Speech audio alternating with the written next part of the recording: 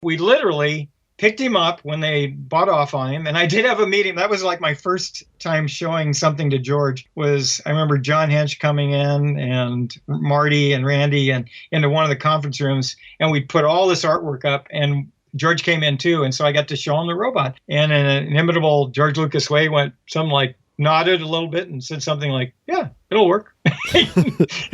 High praise. That is former Disney Imagineer Chris Runco talking about presenting his designs for the original Rex robot for Star Tours to the great George Lucas. You're listening to the Tomorrow Society podcast.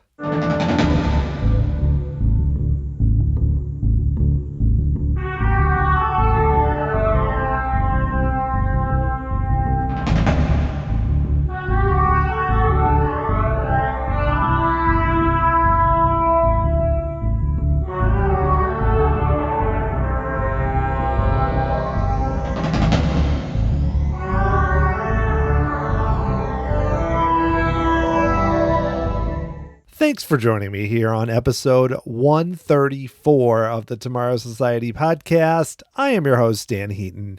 We are back this week with another cool interview podcast. I was super excited to talk with my guest, Chris Runco, about his more than 45 years working for Disney, with most of that time being for Walt Disney Imagineering. There was so much to cover. And one thing I've learned as I've talked to more former Imagineers is that I tend to put together a list of kind of the big high points that I want to talk about. And I always underestimate how many great stories there are about every step of the process, even just their background, how they got interested in becoming designers, joining Disney, kind of the early days there, and then individual projects. There's so much more to cover, and that is definitely the case this week, where if you think about Chris Runco, the name is probably most familiar for several reasons. One is through the Rex robot, of course, voiced by Paul Rubens from Star Tours, which we totally talk about during this show. The other one is his design of Typhoon Tilly from Typhoon Lagoon, and a lot of that development with the boat on top of the mountain. And it says a lot that we didn't even get that far into his career on this episode, but I promise you there will be a future part 2 because there's just a lot to cover. And Chris is such a great storyteller, going back to talking about his time working as a portrait artist at Disneyland beginning in 1970, then joining Disney Imagineering, then called WED around the time of EPCOT, being involved with World of Motion, working with legendary Imagineers like Marc Davis. So many things just at the start, and then, of course, getting involved with Star Tours. And like you heard on that clip at the start, what would be a normal interaction, I think, for many with George Lucas. And that's just a small glimpse at some of the fun stories that Chris has, including going to Galaxy's Edge now and getting to see Rex as a DJ. He did so much at Disney, well beyond his work on Star Tours, and we get into a lot of it here, and we'll dig even further in the future. So let's get to it. Let's go talk to Chris Runco.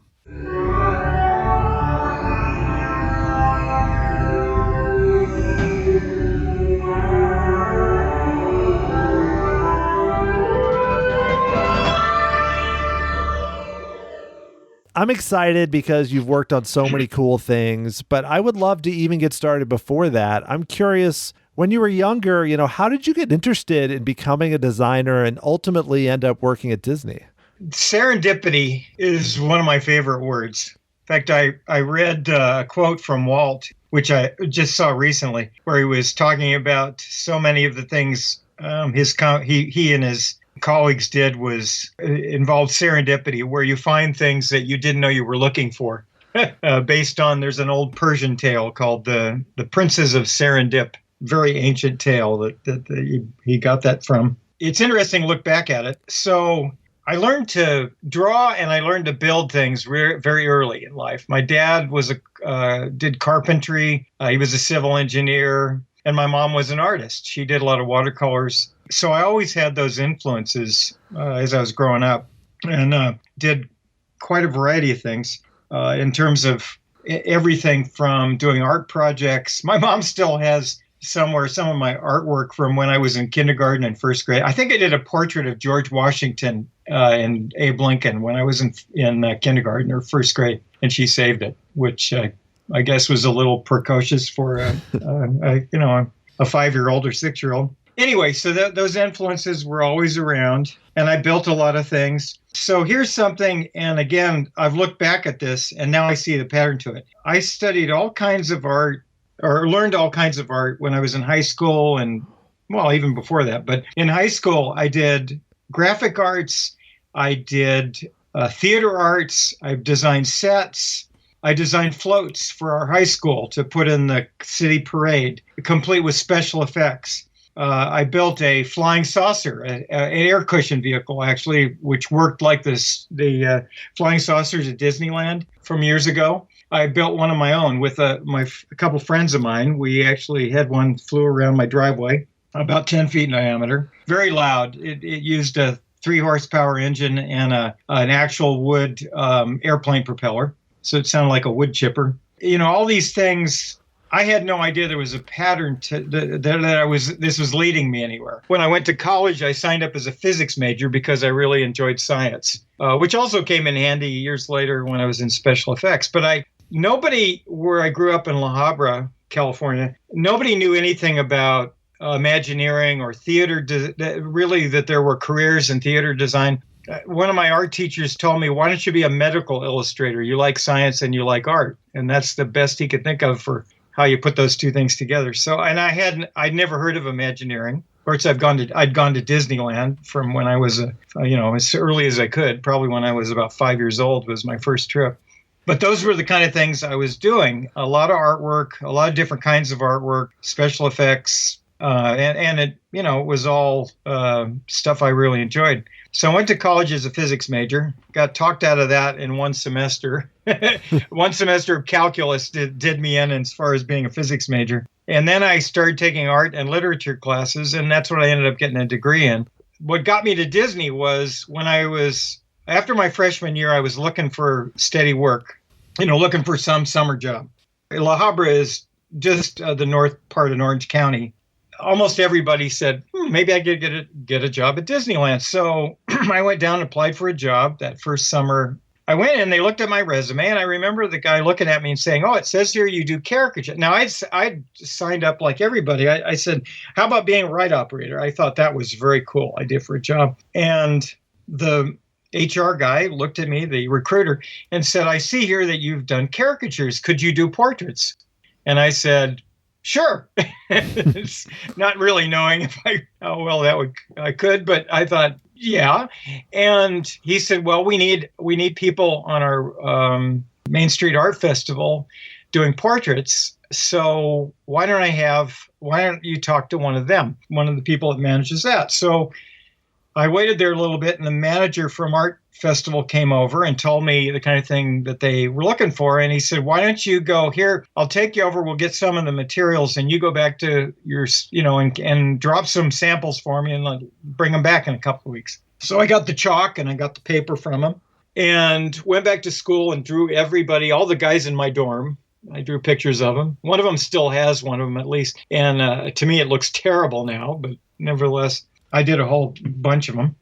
Brought him back a couple weeks later, and he took one look. He thumbed through the pictures in about 5 minutes and went, okay, when can you start? That summer, this would have been maybe a month later, I started at Disneyland. And one little interesting side note about that is, so I start on my first day, they called me in, and this was literally like 2 days after I left college that year, and they called me in and put me in orientation. And orientation, because I was in the merchandise department, meant learning how to use cash registers. So I was sitting in a meeting with all these, new Disney employees, learning how to use a cash register, which was boring as heck. And I had the good fortune about 10 or 15 minutes into it, I got this tap on my shoulder, and it was the guy who was the supervisor out at Art Festival. He says, we're shorthanded today. Can you start now? And I went, yeah, fine. Anything to get away from this cash register class. And so I got up. Now he says, "There's one problem. You have a mustache and you have you have long sideburns. You can't do that. So we're to go, and the first stop is the costume place, and then we're going right over to the barbershop." I don't even know if they still have a barbershop backstage, but they had a barbershop. So I got my costume, my smock, and I went over to the barbershop, and the guy took one look at me, and he just handed me the razor, said, "You do it." So I sat there in the barbershop, shaved the mustache off, trimmed up the sideburns, which were down to my jaw, because they could only be to the middle of the ear. Got shaved up. The guy handed me my tray, my chalk. I went out and started work. The good thing about that was I had no time to get nervous. I just sat down and I started sketches. And that's how I started at the park. And it was great for somebody who was interested in art, because it was basically, I was working each day doing life drawing. For 8 hours a day, people would sit down in front of me and I would draw their portrait. And then the next person would sit down and I'd do another one. So I did that for 4 summers. Right all through college. My dad was very happy because he basically didn't have to give me any spending money for college or any money for books. I was covering it with my job at Disneyland, and it was a great experience. I loved it. It was a great place to work. I think I started with night shifts the first year, but after that I did day shifts. And like I said, I also appreciated the fact that of the jobs at Disneyland, you got a chance to actually sit down and talk with the guests. They'd be there in front of me for 10 to 15 minutes with their family, usually their friends around me. And so I'd have this conversation. I had great conversations with people from all around the country, with people from other countries as well. And I had the good fortune that I would get requested a lot. When you came up to Art Festival, you could just hand them your money. And there were at most maybe about 11 of us working at a time, often down to maybe 3 in slow times, but often up to 8 or 11. But if you saw somebody whose style you particularly liked, you could request them. And I got a lot of requests, and that was good because it kept the business steady. You wouldn't have to wait around very long. I wouldn't have to wait around very long before another person sat down. And so I kept a steady income going because we were getting paid by the portrait. And so the more portraits you did, the more money you made. So that was my first job right there on East Street, on that little side street on Main Street. At the time, the Market House had the Walt's collection of player pianos, both inside Market House in a special room and in the store. And they had one out on the street next to us, which was fun because anytime somebody dropped a dime in it, we would hear these great ragtime hits coming out of this player piano. The bad thing was, because it was outside, it got out of tune often. So so often we'd be sitting there listening to, Scott Joplin, but kind of out of tune. So no, I really enjoyed that. It was a great location. We'd get busy in the morning, and then in the evening as people left, we were our busier times. It was a good start. Yeah, I can imagine and like you mentioned, it's different than something like, even if you were doing ride operations and you were just doing the same thing over and over and just telling people to sit down or whatever, you're actually able to have interaction. So I'm sure that made it more interesting, but I'm curious how then from that you ultimately, it was 6 years later, but then you moved on to Walt Disney Imagineering and then ultimately got to work in the model shop. So there were a couple of steps to this. The first thing is, like I said, I did this for all the years through college and after college, and then became permanent that summer after college. I had kind of a broad art major. I was an art and literature major, which I kind of fabricated at the last minute with the help of the dean of the school. I'd gotten a little more art experience, not very much. I also did cartoons. I was an editorial cartoonist all through college and got a lot of plaudits for that. And I still enjoy doing that today.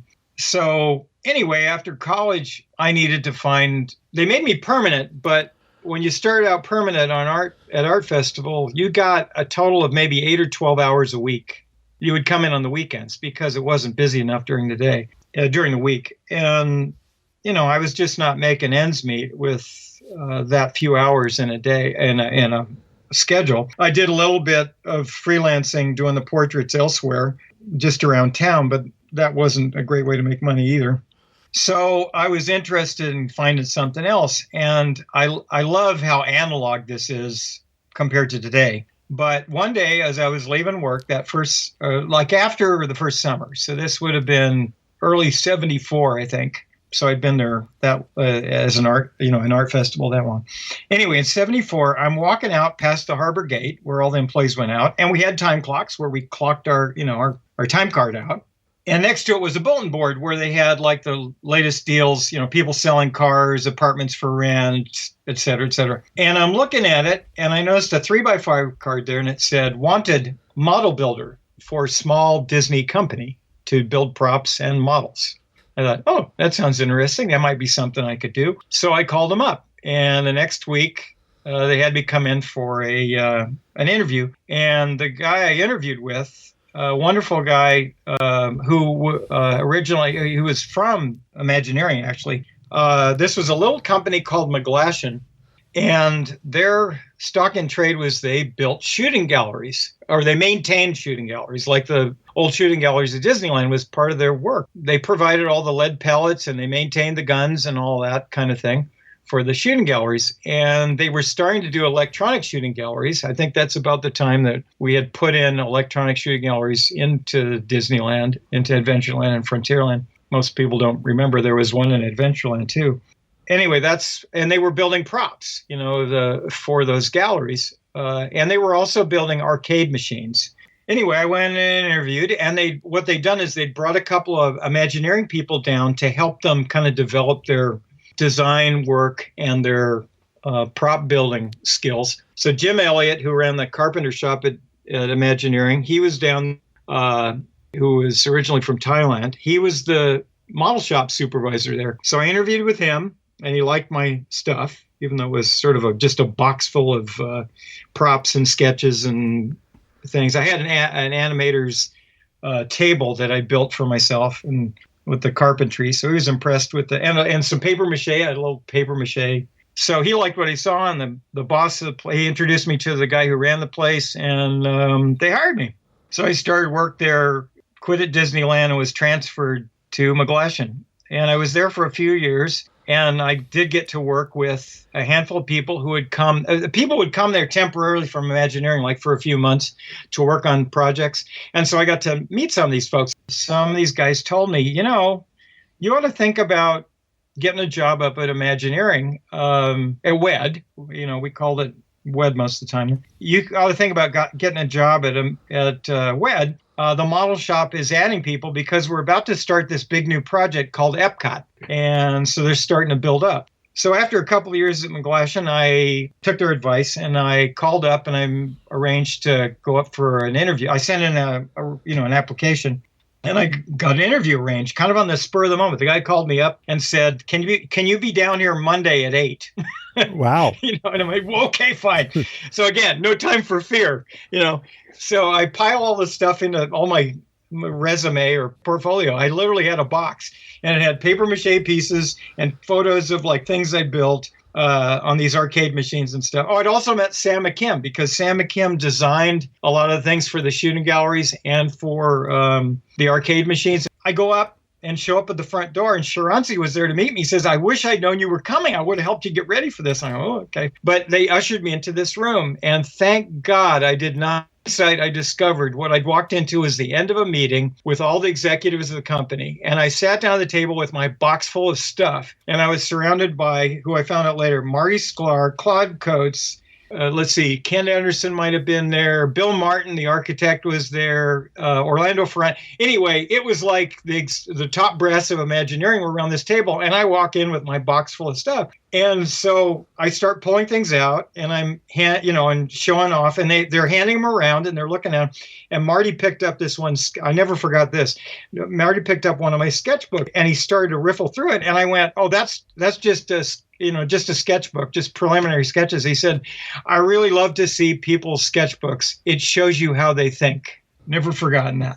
But anyway, that went on for 20 minutes, and then I piled everything back in the box and said, thank you very much, and walked out. And Shakespeare, was shaking his head going, yeah, we should have organized that stuff, but it's okay, whatever. And so I left, and then they told me, now, they may not get back to you right away, so just check in with the HR people once in a while.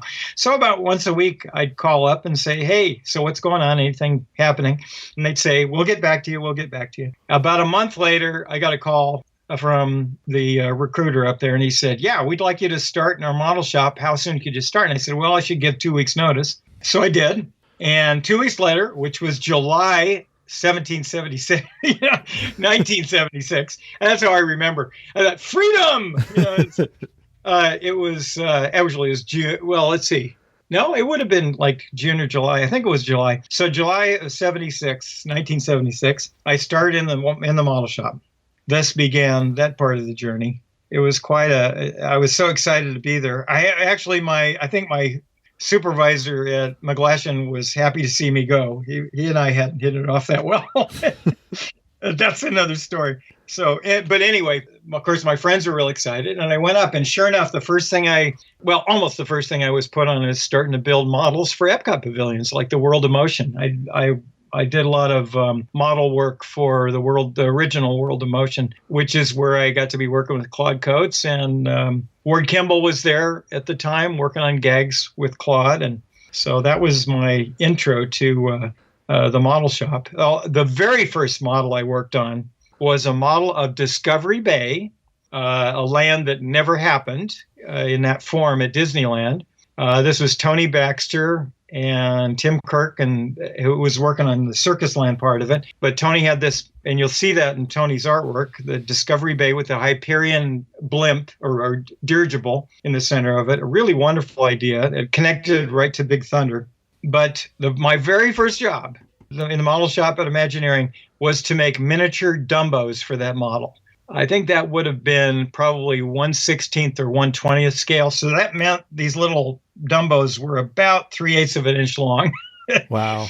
And I carved them out of wood with little cardboard ears and made this little Dumbo ride that was all of maybe 2.5 or 3 inches in diameter. And that was my assignment for this model, which the model still exists. It's a gorgeous model. And they've kept it all years because it's such a great, call it example of the creativity around the place with so many, and a lot of people worked on that model, probably 20 of us. So, well, I have to ask you a little bit more. I'm such a fan of the original EPCOT. I went there a lot as a kid in the 80s. Yeah. And World of Motion, just such a classic attraction. So I'd love to know a little more about working on that, but also just for you, what kind of it was like to join during the time that was so active with EPCOT and just with, the atmosphere there. Like you said, there were a lot of legendary Imagineers, but then also some kind of second generation people like Tony Baxter and others. What was that like to work during that time?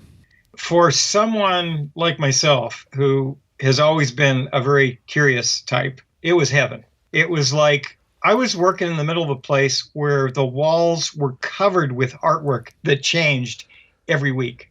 It was like working in an art gallery with all this beautiful art. And there were new ideas, and there were ideas that had been up there for a while.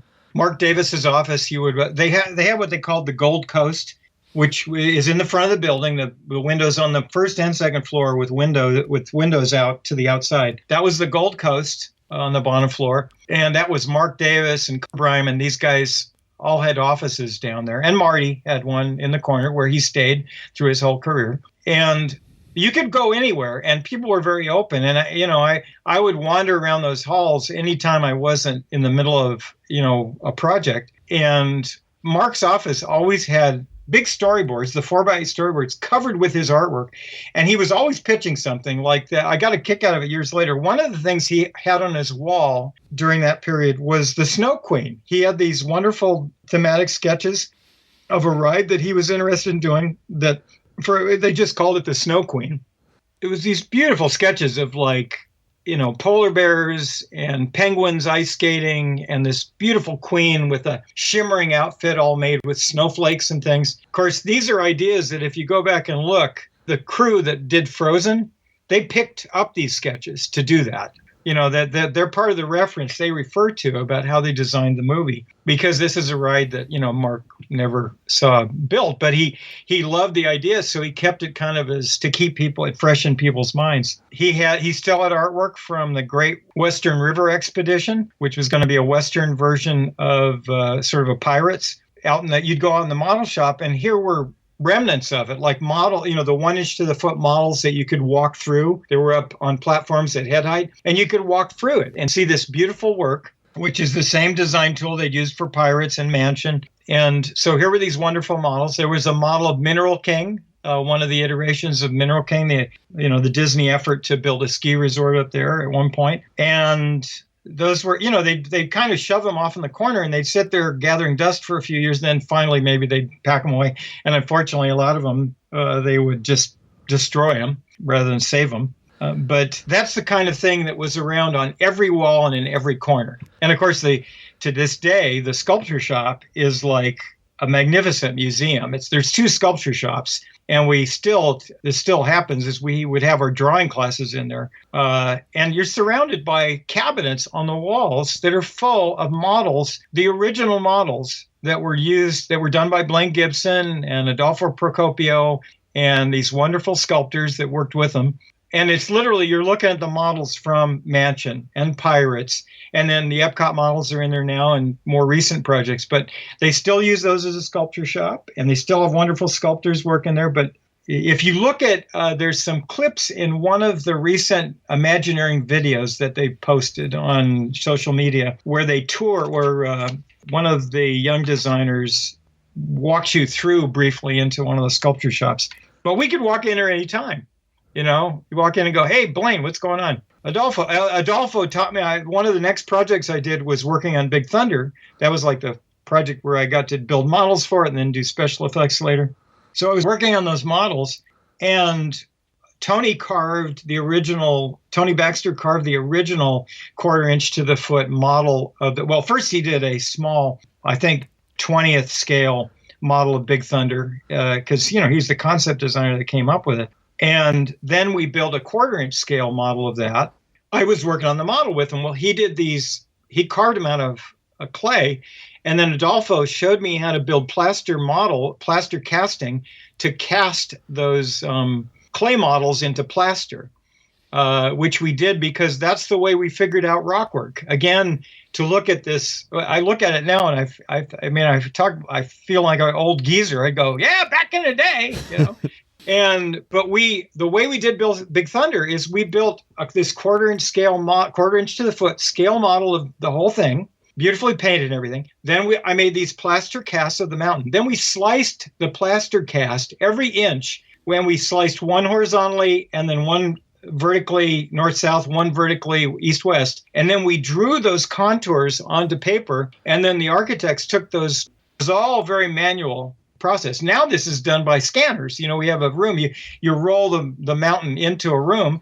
The laser scanners whip around it a few times, and you have the whole thing digitized. And then the whole thing can be designed. The steel and everything can be done. So I go back there, and Adolfo showed me how to use plaster and silicone and make these models, or make these castings of the model parts to go forward. So we built Big Thunder for Florida, and right next to it, we had the model of Big Thunder for California, and I jumped back and forth between the two. And that's where I got to do my first design work, too. Imagineering in general, there were no harsh lines between skill sets. And what I mean by that is there were often times where the designers would say, would be down there and, like a Claude or Tony did it, and Marc and all of them. And they'd say, okay, you have some ideas, or how could we handle this? And you go, well, let me try some. And they'd have you make additions to it. So I'm working on Big Thunder, and Tony came to me one day and said, we've got these characters. Remember, we walked. That's another story, is I got to walk all over Disney. We walked the Nature's Wonderland ride over and over again before we pulled it out, or before we demoed it, because that's where we were going to put Big Thunder. And so I was very familiar with it. Well, he came to me one day in the model shop. He said, we have these leftover animals from Nature's Wonderland. Have you got any ideas about what we could do with them? And so I sketched out some ideas, little vignettes, using this little napkin sketch of this little dynamite shack with these skunks around it and this goat eating dynamite. And he really liked it. And he said, okay, let's do it. So I sculpted those characters and I put them on the model. And, so that's how the Big Thunder Goat started. And that was like my first design work. Oh, and the other thing I did was I was building the model of the load building, and he had originally designed the load building for Florida. And he said, I'm still having problems with this. Something here doesn't work. So I did some architectural design of like some additional shade elements and props and things on the building, and he really liked it. So then he sent the architects down. I think Ahmed Jafari was working on it, one of our great architects. But the architects came down to look at my model to put the design work I'd done into the architectural drawings. So I got to do a little architectural design. I did some, I carved rock work on the thing. Like I said, I did character vignettes. So I got to do all kinds of things. And that ability to try things, to kind of, say, hey, how about this? That we had a lot of people who went from the model shop into design work, because of that reason, because Joe Rohde's one of them, Tony's one of them, Skip Lang was another. Kim Irvine started in the model shop, and she's been art director of Disneyland for many, many years. Just an awful lot of people. That was like our training ground. That was Maggie Elliott, who was also Maggie Irvine originally. She was Dick Irvine's daughter, and she became manager. She worked in the model shop. Years later, she became our manager in the model shop. And years later, she became vice president, one of the vice presidents of Imagineering, vice president of the creative division. And I believe she might have been the first, if not one of the first, if not the first vice president, female vice president at Disney, actually. And Maggie used to say the model shop is the heart of our design process. So I was right there I was a kid in a candy store. It was hard work at times and a lot of pressure at times, but we were just surrounded by all these layers of art and design and the process. It was a great education. That was my my postgraduate degree was Imagineering University. Totally. Yeah, and everybody was so open. They often talk about this. When our group gets together of folks that have retired from Disney and say, weren't we lucky to work with those people because they were all so nice, they were all so open. One of my favorite memories of all time is, like I said, I would go lurk in the hallways looking at all the artwork anytime I could. A couple times I'd go in and I got a chance to talk to Marc Davis. And one time I sat there and he just literally showed me how his process for drawing his drawings. Any artist who has to crank out a lot of drawings has to come up with a process for that, where he'd do a sketch, then he'd lay down a piece of paper and do it in ink, partly.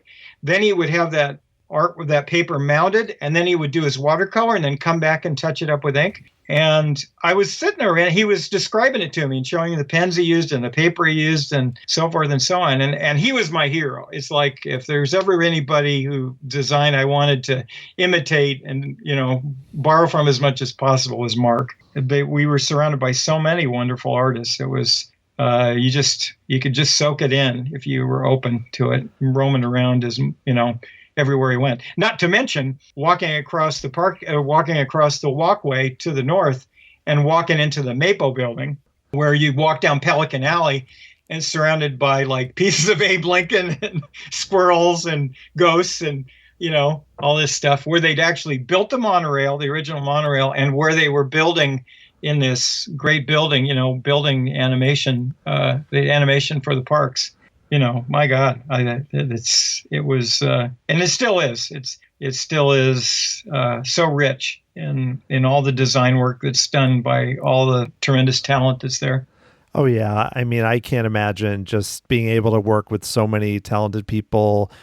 From the past, like you mentioned, Marc Davis and so many others. And you referenced the Snow Queen and Western River Expedition. Both, I recently read Marc Davis, the book about Marc Davis that Chris Merritt and Pete Docter did. Right. And the info on those attractions is so interesting. I mean, they're spectacular. And wow, it's too bad. I mean, I know there's so many projects that Imagineering has had that have never been made, but it's too bad that those didn't totally come to pass. But I would like to ask you, I know, like you mentioned, you moved into design work and ultimately then during the 80s, we're doing more on that side of it. And a big one, of course, is getting to work on the original Star Tours, which such a cool project. First really big project. I mean, there was Captain EO, but first really big Star Wars with George Lucas and everything else that I would love to hear from you too about that project. And of course, what it was like to work on the RX-24 robot pilot.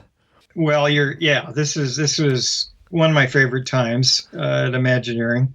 I remember actually when Star Wars came out and there was this rumble about it in the model shop, everybody going, you got to go see this. You got to go see this.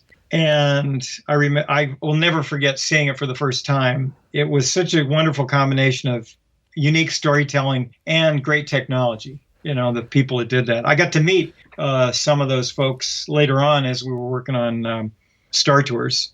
People like Richard Edlund and Dennis Murin and George himself at some point. But so we were fans, we were all Star Wars fans. And it was kind of a break that got me. We can talk about that later, but I had this little side trip, which is I was in the model shop. And at one point the special effects had shrunk down to a handful of people and they were trying to build up too. And they came over and asked Bob Sewell, who ran the model shop, have you got somebody you can loan to us? Because we need some folks to build mock-ups, and he volunteered me.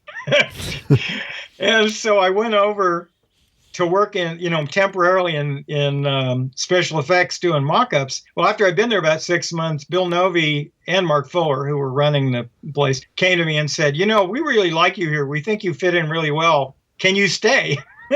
And I went, well, yeah, I'm enjoying it. Let's do that. I'll stay. And so I ended up spending 8 years in special effects and spent most of EPCOT designing special effects for the different attractions, which was huge in a lot of ways. But to go on, let's jump ahead to the Star Wars thing. So EPCOT, we complete EPCOT. I'm literally down in the trenches when we're working on EPCOT. My fond memory of opening day at EPCOT was that I was underneath World of Motion at the time, working on the fog boxes in the finale scene. And we'd get like a credit card and slide them through the nozzle, or we'd clean them out to keep them running well. And we're in there in the dark with below this platform with flashlights. And my friend, special effects designer John Brockmeyer, says to me, or is standing right next to me, or sitting right next to me because he couldn't stand up. And we're cleaning these things. And I looked at him and I said, hey, John, it's 9:00. EPCOT just opened. And he goes, that's great. Hand me a wrench. So it was like a few weeks later, I got to be at the grand opening. But the day it opened, I was inside trying to get things fixed. So I had spent, and actually, I just one other little sidetrack here is that I had actually art directed that scene, the construction of that scene for World of Motion, the finale scene. And so Bill Novy laughed one time. He said, we've kind of got our own in-house art director here, which is nice because since my background is mostly art with some science, I was working with these great, technological geniuses. Bill designed the first fog boxes. I built them for him and then helped him install them. And I learned how to do projection, and I would do the artwork for the projections. And so they called me their in-house art director. And actually, one of my friends, Craig Newswanger, he said, yeah, art director, another term for that is you're a random number generator.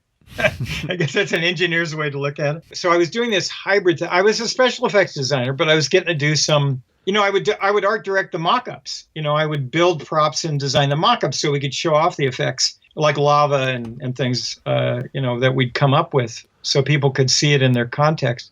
So that also led into the background. Well, so EPCOT is built. We hit this kind of a nadir where, we start off kind of, like with less work and losing a few people, but then we hit one of the lowest points the Disney company's ever had where they all, it almost got sold off and we ended up with very little work and most of Imagineering was laid off.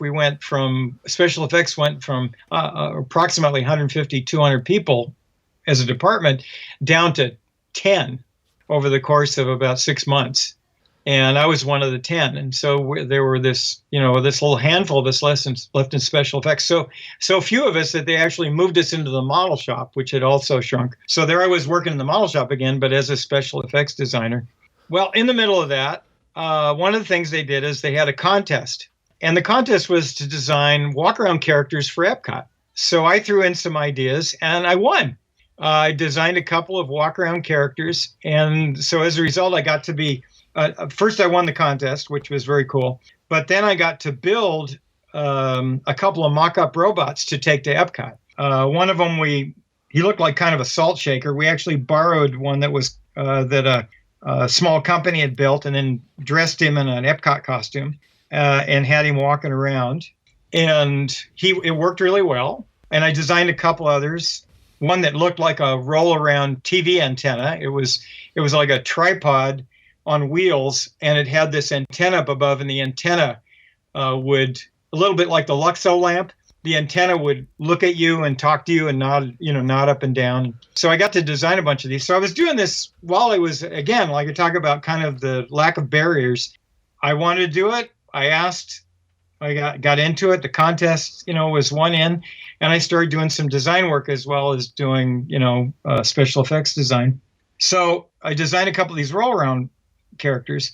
Okay, then the big day comes, but then somewhere along this, this low point, Tony was talking to us in the model shop one day, a few of us, and said that they'd worked up this idea about this using a simulator ride, and they thought Star Wars would be a perfect connection with this. And we'd never done anything with a company, an outside product like that. But there was so much connection between, which Lucas had talked about himself, between Lucasfilm and Star Wars and Disney, so much in common that it was sort of a natural fit. So Randy Bright was a big proponent of the simulators that they'd seen in England, rediffusion simulators, flight simulators. And they'd come up with this idea to combine that with Star Wars. And we all heard the scuttlebutt that George was actually going to come to Imagineering. And I remember lurking outside the conference room. My recollection is that he was there for a late meeting, like 4 or 5, like a 5 o'clock meeting. And so they were in there, and we kind of went, and we knew where that conference room is, and we were sort of walking around the hallway, sort of looking over to keep an eye on the door, see if we'd see him. And the meeting went on, and I think around 6:30 or something, it finally broke up, and somebody said, "Hey, they're out of there." And so we all kind of, zoomed down the hall, missed seeing George. But Tony was there, and he was telling us it went over really well. George was really excited about doing Star Wars, or doing a Star Wars attraction, and that he was really enthused about the simulator and its possibilities. And then Tony said, but he has an idea. He says, one way to make this more dimensional, instead of being in a box with a screen in front of you, is there ought to be a pilot. And George had actually drawn this little like stick figure of the screen with this little stick figure out in front. He said, yeah, there ought to be a pilot character. That'll make the experience much more dimensional. And Tony showed that to us and said, wow, that's so cool. And Tony said, well, why don't you come up with some ideas for it? So, didn't have to tell me twice. So I went up and started sketching, and they handed, that these ideas kept growing. They had a team of designers working on Star Tours already. So they started taking a shot at it. And I think a bunch of us took a shot at what this pilot could be. But I went off and I did a whole series of little storyboard sketches of what this thing could look like. And I got sick, bad timing, and I was home with bronchitis, laying in bed, sketching this thing out, But I came back about a week later and I gave the sketches to Tony, and, they had their meeting. Anyway, he came and found me in the model shop about a day later and said, Chris, they want to do your robot. And I went, wow, this is cool. I was thrilled. It was so cool to be a part of it. So I started working up a design. The first thing I did was some more sketches and about how it worked. But I built him at the time, we were also excited about robotics. And if you remember at EPCOT, one of the great original shows there was Bird and Robot, that the Bob Rogers and his company had designed. Fantastic show. It was one of the big hits of opening day, where a robot arm had become a character. So we were into robotics. I'd gone to robotics conferences with some of the other effects and animation guys.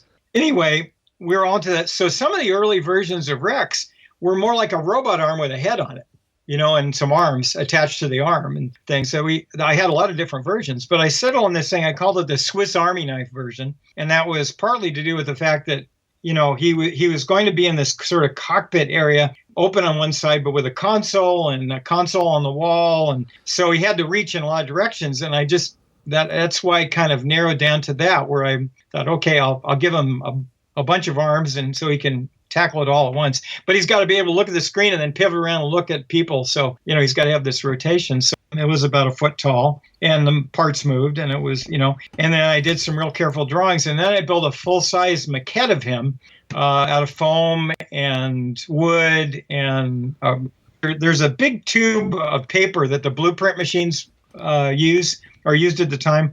It's like a 3-foot-long cardboard tube with the paper on it that you put in the blueprint machines, and it had these plastic plugs that went in, and so it would, to hubs that would connect to the machine. Well, those are the wrists. I pulled them out, and they had this great shape, and so I made the wrists for him out of that. And I went and found junk at the local junk store. Like we had aerospace junk because I was at Burbank, so it was Lockheed and aerospace junk. So I went and got little brackets and things that I really liked. And that's when I found, I just told this story to some other folks. That's when I found this remove before flight ribbon. That I said was perfect for him. I stuck him in the side of him.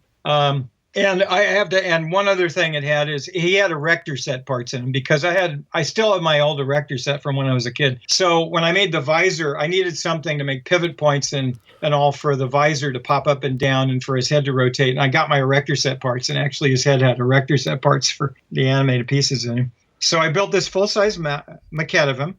In the meantime, the design was progressing. The design team was working on it. We built a full-size cab out of plywood, so we could literally mock up in full size what the cab was going to look like on the inside. And that was Greg Wilsbach and Gil Kepler, and Shim Yokoyama was working on the queue line, the queue area, the ride, which is going to be very important for the experience, as I'm sure you understand. Yeah. So this great team of people, and there I was plugging along on Little Rex. By the way, the other thing is the early sketches show him looking very wild-eyed, and that's because the first version of Rex was called Crazy Harry. And the idea was that he went haywire. This robot who was steering the ship went haywire, and then that explains why we end up in all these crazy places. And after some time, the team came up with, probably with George's input, no, let's make him this rookie pilot who he screws up because he's, just starting out. And so he became Rex. And that was, Gerald was writer on this, and Tony and Randy, the whole group of them. Anyway, he became that. So I altered him to, his face to suggest that.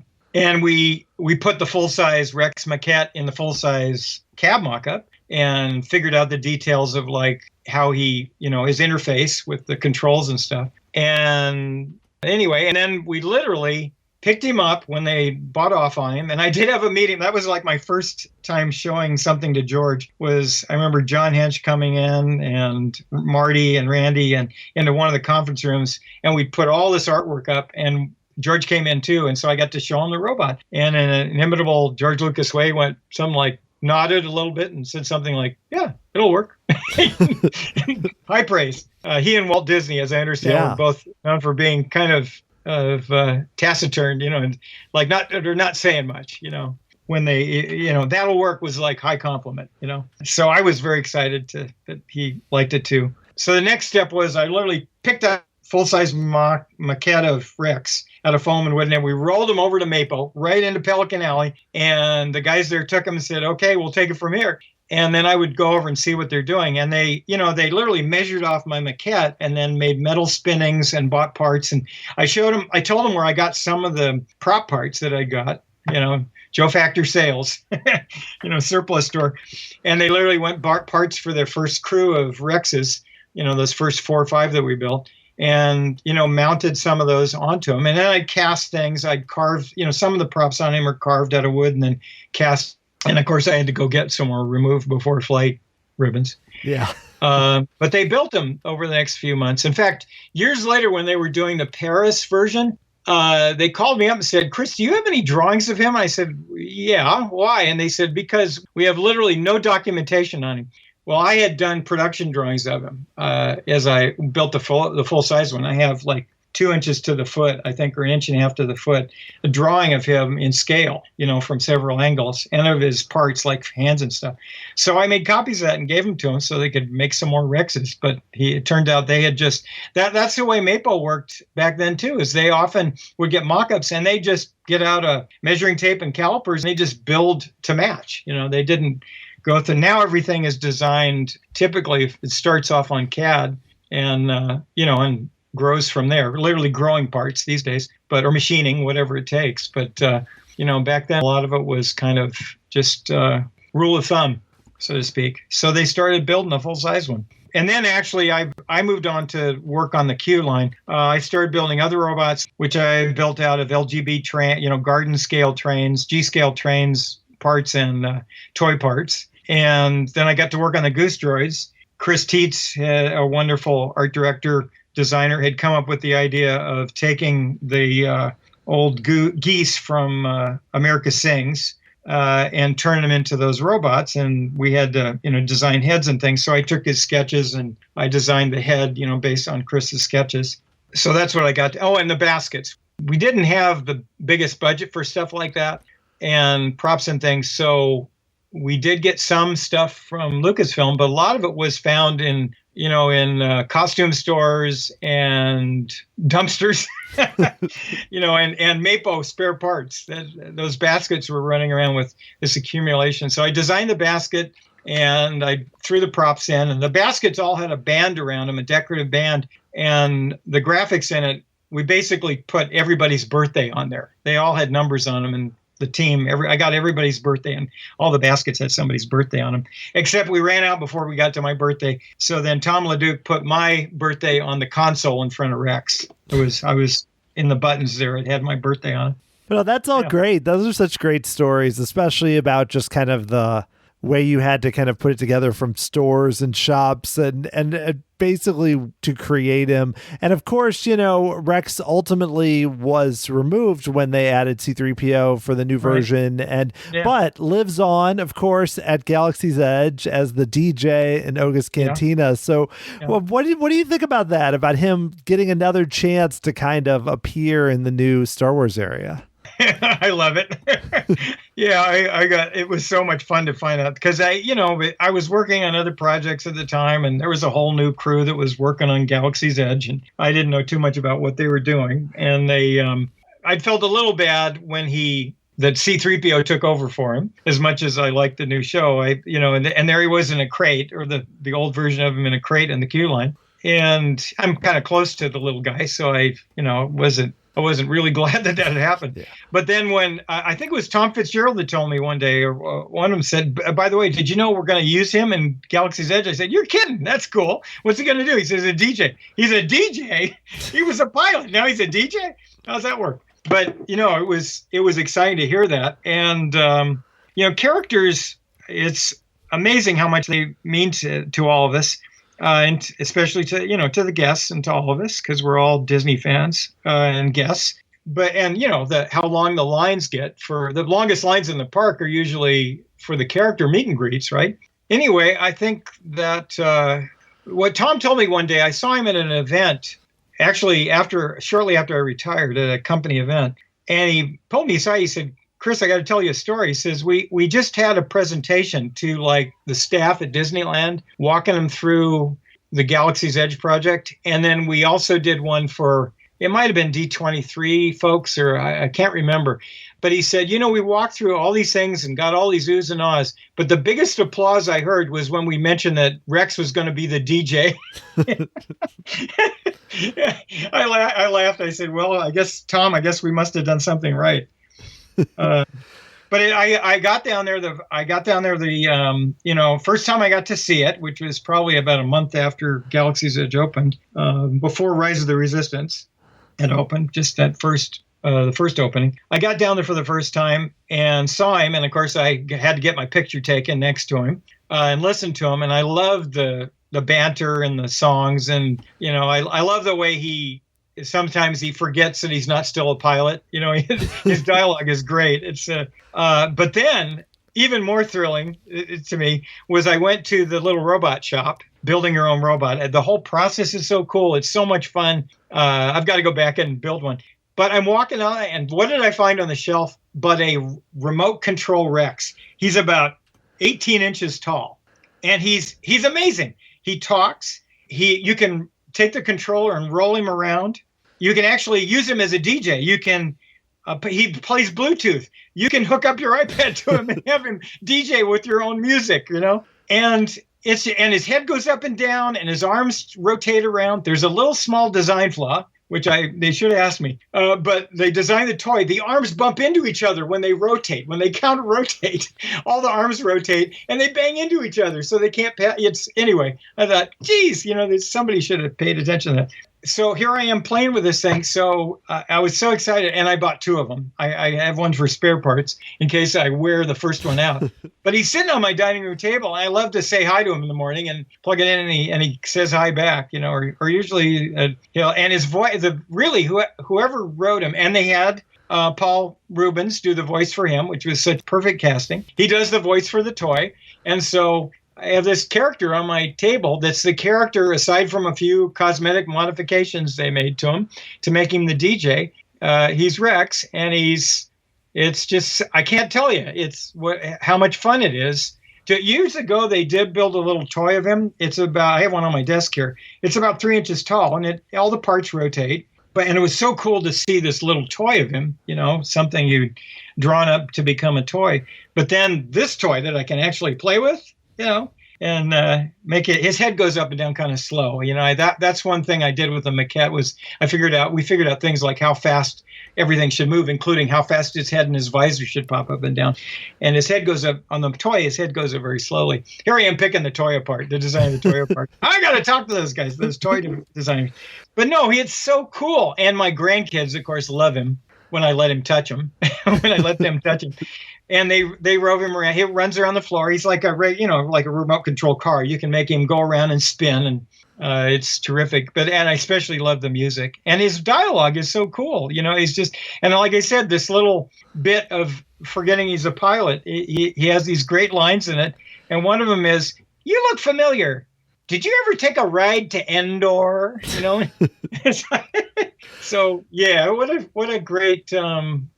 Great combination. So yeah, it's such a honor and a privilege to have been part of these things. But that one, I got to tell you, that was too much fun to too much fun for any human being to go in.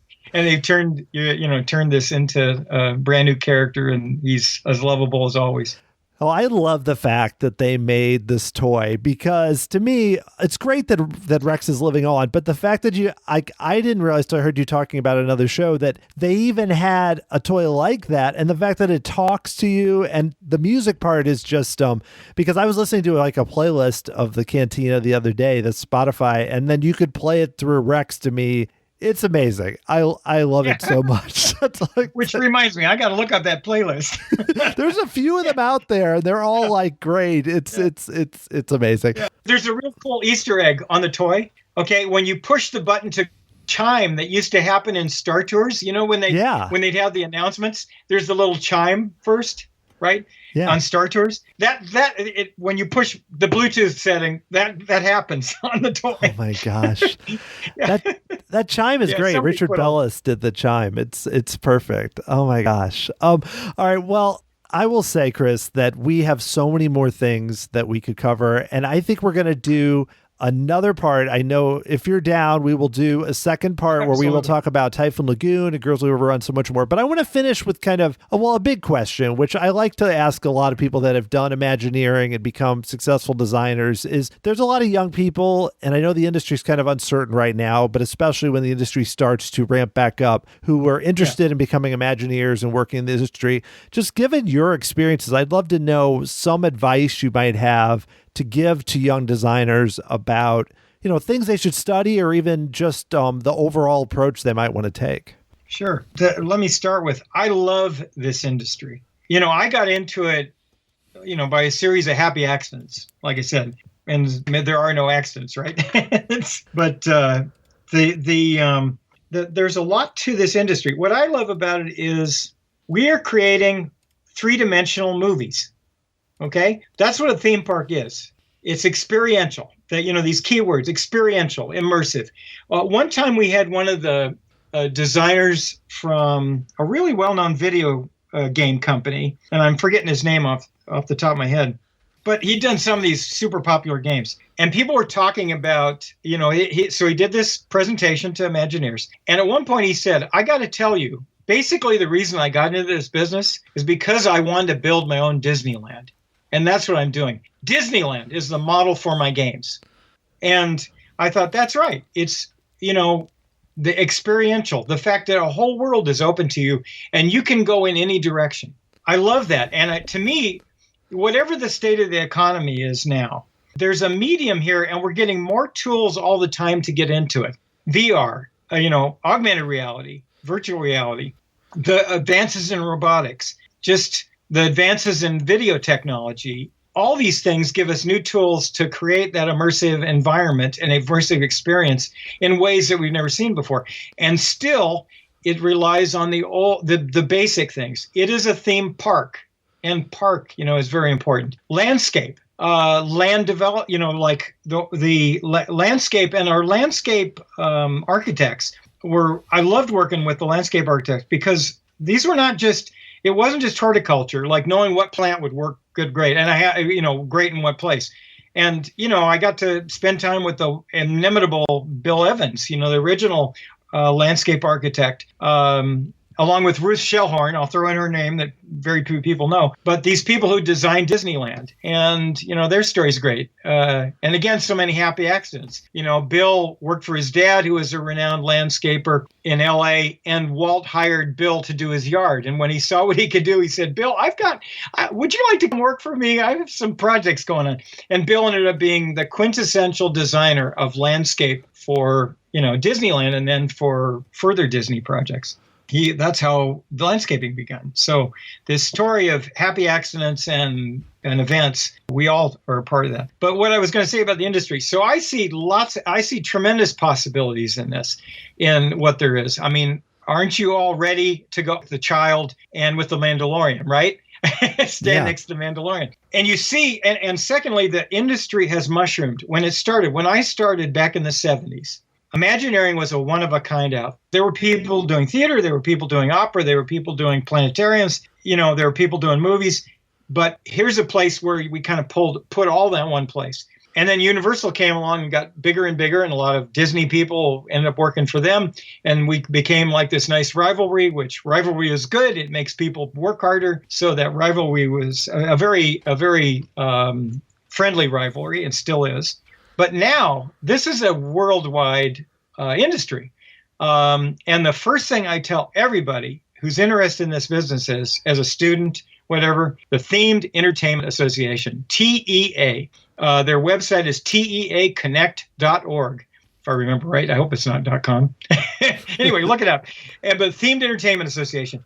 This again started, it was actually a friend of mine, Monty Lundy, and Rocky Hall, a couple of these guys started, and some little companies. What happened after Epcot, a lot of these folks left Disney, started their own companies doing, Mark Fuller started doing fountain design. Monty and Rocky started conventions and concerts and things. All these little companies started. They formed this industry association to make connections and help each other. That grew and grew. Now it's a global thing. Now we have our version of the Oscars every year, the Themed Entertainment Awards, the THEAs, and we have a convention every year.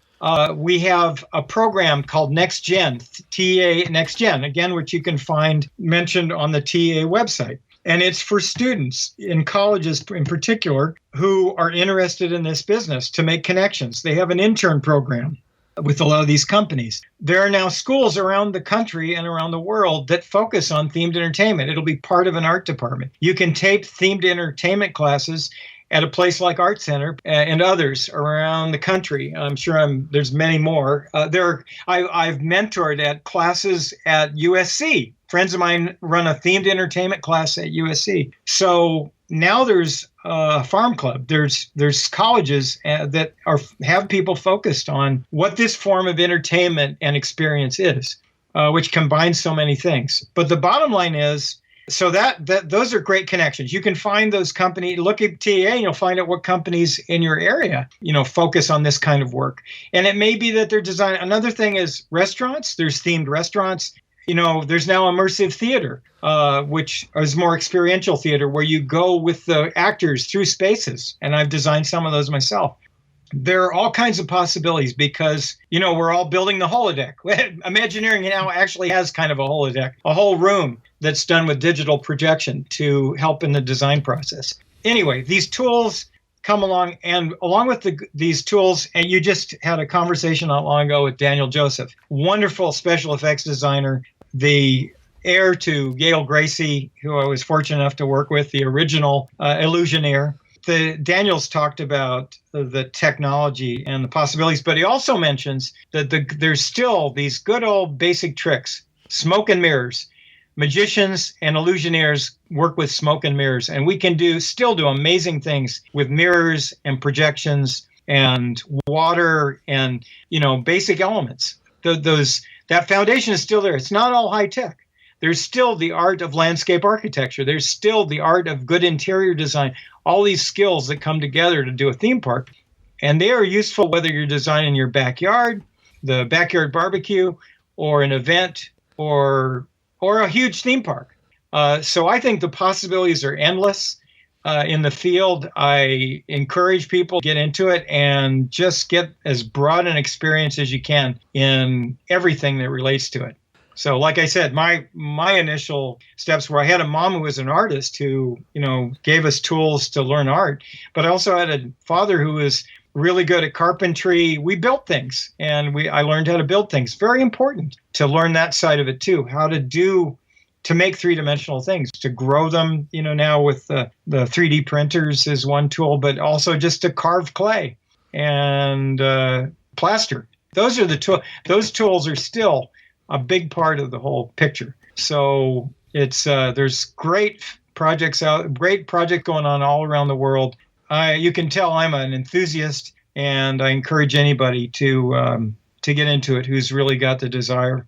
Oh yeah, I mean there's so much out there, and like you mentioned, so much beyond just straight up working for Disney or theme parks that I think are great. I should mention this convention that TEA does every year. It's one of my favorite things in the world because basically they give awards to large projects and small projects whose budget might have been billions of dollars, right down to projects that maybe a new exhibit at a museum for $250,000, where they really had to be creative about how they came up with things. And they give awards, and there is phenomenal design, brilliant design going on in large projects and small projects all around the world. And they show those off every year. And that on their website, I think there'll be an archive of these too. That my favorite carousel in the entire world is the one which I've never seen yet, and it's in Nantes, France. And that group I got to meet the designers that. Take a look it up online. And it is designed, it's sort of Jules Verne style. It's like three levels tall,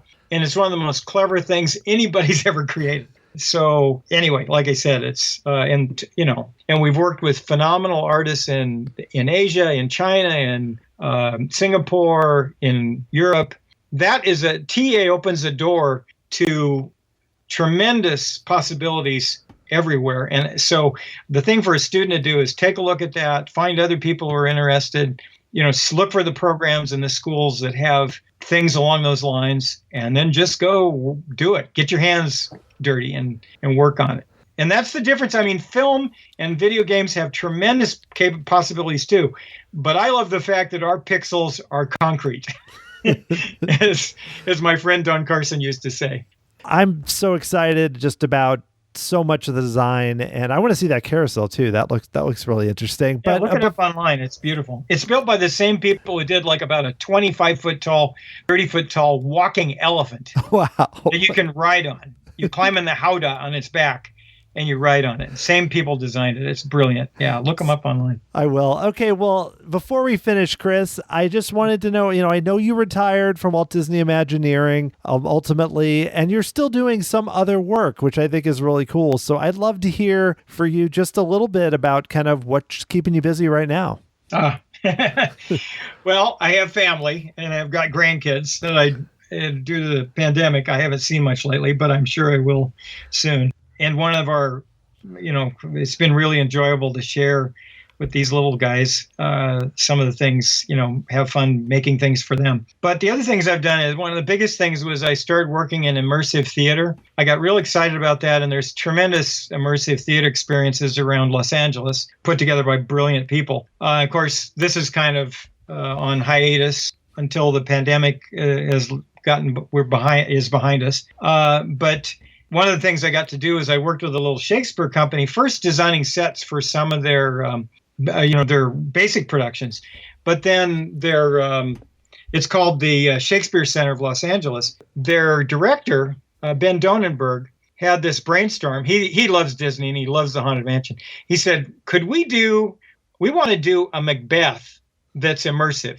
And so basically what we did was we took their old warehouse down in LA where they have their black box theater, and we turned the entire building for everything, the parking lot, the kitchen, the entire thing, into the castles of Macbeth. And we walk an audience, 50 people at a time, through the play with a wonderful cast of actors and effects and video projection and all kinds of things. And we made it into an immersive experience where you were in the middle of the battle and in the middle of the ghost scene and in the middle of everything in the play.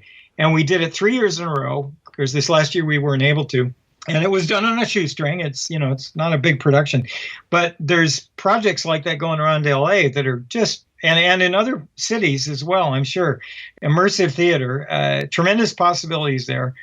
It's kind of like the experience of a theme park where you're in the set. You can touch the pieces of the set and the actors are right with you. So I got to do some of that, and I've done I designed a walk-around character for our local library, Dewey the Dragon.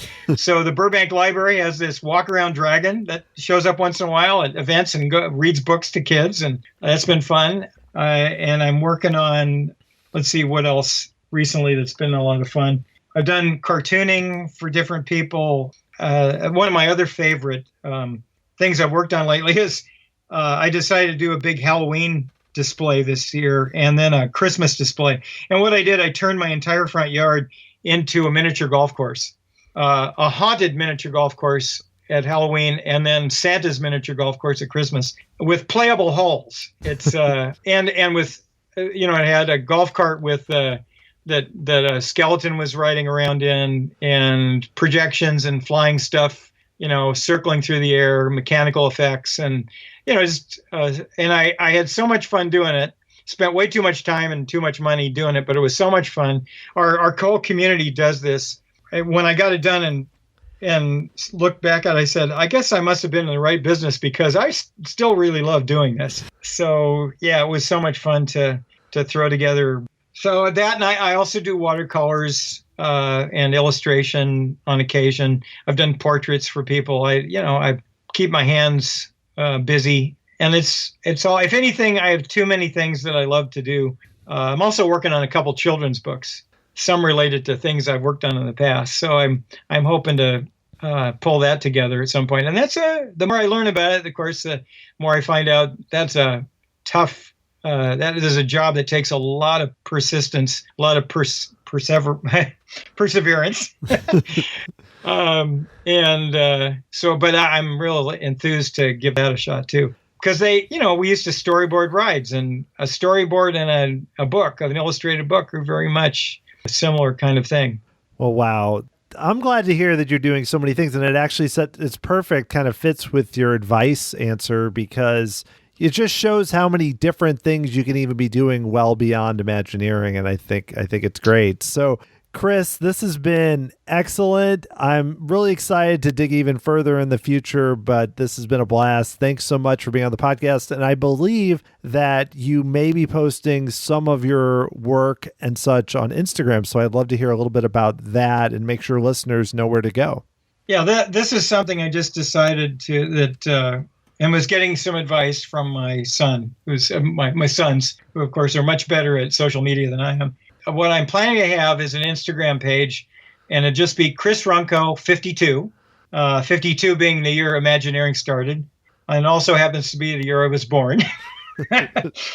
But so there should be an Instagram page pretty soon called Chris Runco 52, and I'll put up some of the things I've referred to in this interview and things like it, that I thought might be interesting for people who have the same love of Disney and love of theme parks that I do.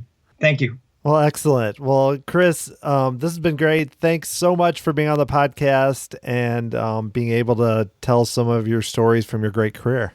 It's my pleasure. I love sharing it. I was very lucky to have the role I had and still am. And I guess this probably digresses a little bit just to say, I realize I got to be with this great group of people that was there to work with the first generation of Imagineers who'd worked with Walt, and then be part of the second generation and then pass it on to the third and these further generations of Imagineers, all not just at Disney, but all around the world. We that's part of our responsibility, is pass along the enthusiasm and the joy and the principles of design that we used to make these things happen.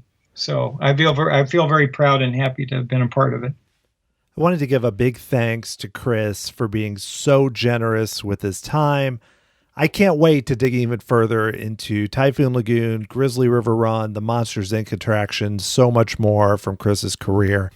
And I've recorded a lot of recent shows that I've enjoyed with former and current Disney Imagineers like Daniel Joseph on The Hatbox Ghost, Jim Clark on Enchanted Tale, Beauty and the Beast. Did a roundtable with Don Carson and Chris Merritt that was amazing.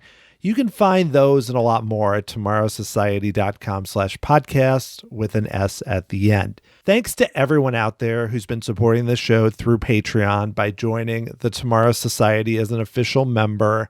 I am 4 members away from reaching my next goal. And when I do so, I'm going to create a massive podcast focused on Future World West that will go out to all members through Patreon.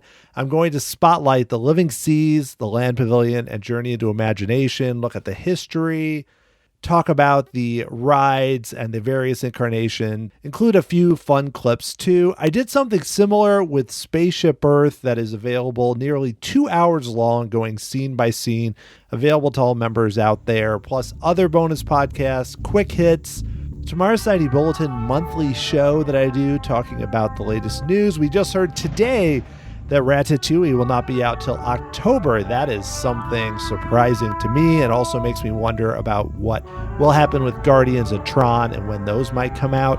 A lot to cover there, and we'll dig into all that really soon. If you're interested in helping to support the show, go to patreon.com/Tomorrow Society. You can learn all about it. There's various tiers, lots of cool perks. It's a lot of fun. Other ways to help the show, of course, leaving a 5-star rating or review at Apple Podcasts. Thanks to everyone who has done so.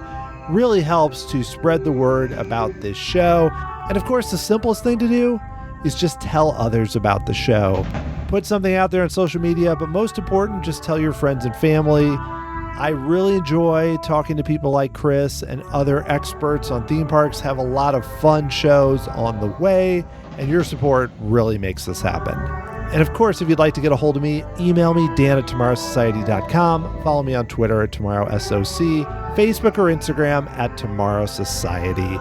Tomorrow Society podcast is hosted, produced, and edited by Dan Heaton. The music was written by Adam Hookey and performed by the Sophisticated Babies. Thank you so much for listening. I really appreciate it, and I will talk to you again next time.